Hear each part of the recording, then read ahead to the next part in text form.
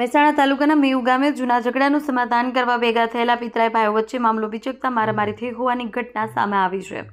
લોખંડની પાઇપ અને કડા વડે થયેલા હુમલામાં પિતા પુત્ર અને લોહીલુહાણ થતાં તેમને સારવાર અર્થે મહેસાણા સિવિલ હોસ્પિટલ દાખલ કરવામાં આવ્યા છે. લાગણજ પોલીસે મામલે 5 શખ્સો વિરુદ્ધ ગુનો નોંધી તપાસ શરૂ કરી છે. રાજકોટમાંથી 4 દિવસ પહેલા થયેલી 125 કિલો ચાંદીની ચોરીનો ભેદ ઉકેલાયો છે. અમદાવાદ ક્રાઇમ બ્રાન્ચે મહેસાણાથી એક શખ્સને 40 કિલો ચાંદી સાથે ઝડપી પાડ્યો છે. ચોરીનો અન્ય મુદ્દામાલ અન્ય આરોપી પાસેથી હોય ક્રાઇમ બ્રાન્ચની ટીમે સુરત વડોદરા તરફ તપાસ હાથ ધરી છે. મહેસાણા જિલ્લામાં એસટી બસમાં સવાર મહિલાની એસઆરપી જવાન દ્વારા છેડતી કરવામાં આવી હતી. મહિલાની ફરિયાદ બાદ પોલીસે એસઆરપી જવાનની ધરપકડ કરી વધુ કાર્યવાહી હાથ ધરી છે. ભોગ બનનાર મહિલા પોતાના સાસરેથી પિયર જવા માટે બસમાં નીકળી હતી. દરમિયાન બાજુની સીટ પર બેઠેલા વિરમગામ F20 એસઆરપી ગ્રુપના જવાન ગેમજી ઠાકોરે ચાલુ બસે મહિલાની છેડતી કરી. જવાનની હરકતથી ગભરાવાને બદલે મહિલાએ હિંમત દાખવી તાત્કાલિક 112 નંબર પર કોલ કરી પોલીસની મદદ માંગી હતી. મહેસાણા લોકલ ક્રાઇમ બ્રાન્ચે કડી વિસ્તારમાં થયેલી ગરફોડ ચોરીનો ભેદ ઉકેલી નાખ્યો છે.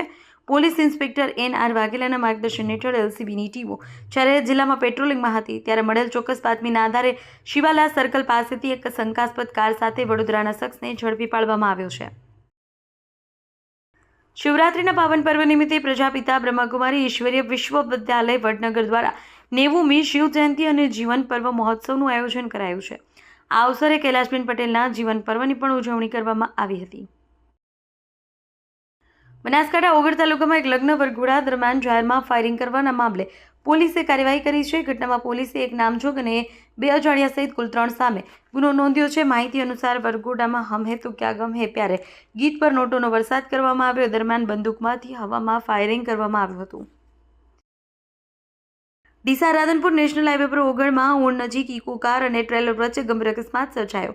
ઘટનામાં ઇકો કારમાં સવાર પિતા પુત્ર ગંભીર રીતે ઘાયલ થયા છે. માહિતી મુજબ ઇકો કાર CNG ભરાવા ગઈ હતી ત્યારે ટ્રેલર સાથે અથડાઈ પલટી મારી ગઈ. ઘાયલ થયેલા પિતા પુત્રની ઓળખ ખીમા ઠાકોર અને અલ્પેશ ઠાકોર તરીકે થઈ છે. તેઓ બંને પાટણ જિલ્લા હારીજ તાલુકાના ખાખલ ગામના રહેવાસી છે. ડીસા તાલુકાના બોડાલ ગામમાં ઠાકોર સમાજના બંધારણનું પાલન કરી દીકરીઓના લગ્ન યોજવામાં આવ્યા હતા. બોડાલ ગામના સરપંચ હેમજી મલાજીના નાના ભાઈ રમેશજી મલાજીની 2 દીકરીઓના લગ્ન પ્રસંગ સમાજ દ્વારા 3 જિલ્લાઓ માટે નિર્ધારિત બંધારણના નિયમોનું સંપૂર્ણ પાલન કરાયું હતું.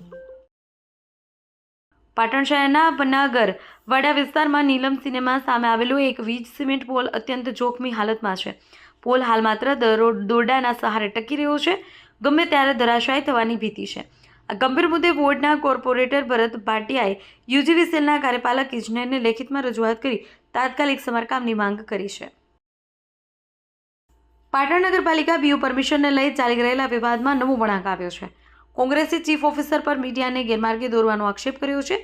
જ્યારે ચીફ ઓફિસરે આર્કિટેક્ટની ભૂલ ગણાવી વધારાની મંજૂરી રદ કરી હોવાનું જણાવ્યું છે. વિવાદમાં તંત્ર દ્વારા સંબંધિત આર્કિટેક્ટનું લાયસન્સ પણ રદ કરવામાં આવ્યું છે.